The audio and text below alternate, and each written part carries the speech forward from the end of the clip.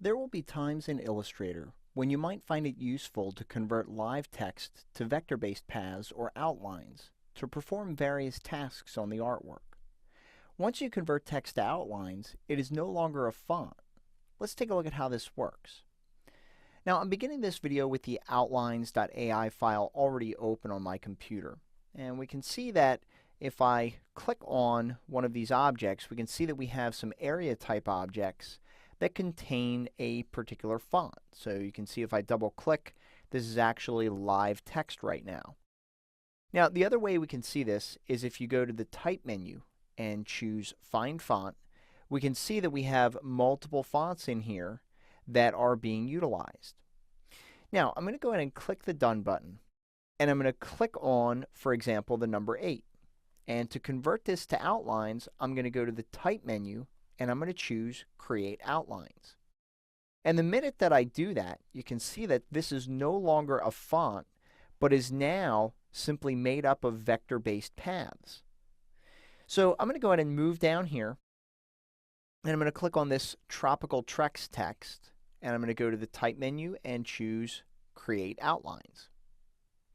And we can see now that if we go to the Type menu and choose Find Font, we still have fonts in here, but those objects that we selected are no longer fonts. Now, one way that you can find other text in your document that you might want to convert to outlines is by going to the Select menu under Object and choosing All Text Objects. And you can see here that we've got some text objects down here and over here as well. So looks like I have something here that's being left over, so I'll go ahead and delete that. Now, down here at the bottom, however, now one of the things I wanted to point out when we're converting text to outlines is that larger text generally doesn't have any ill effects on the appearance of the copy.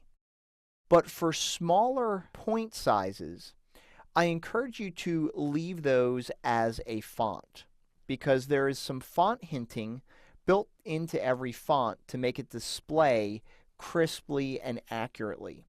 However, when you convert smaller text to outlines, it'll often end up looking bold or heavier because some of that font hinting is lost. So I'm going to go ahead and zoom out on this. And the other thing I wanted to point out is that once this has been converted to outlines, you can edit it in virtually any way you wish. So for example, using my direct selection tool, I can kind of marquee the bottom of the letter T here. And if I wanted to, I can drag this down and modify that artwork essentially any way that I wish.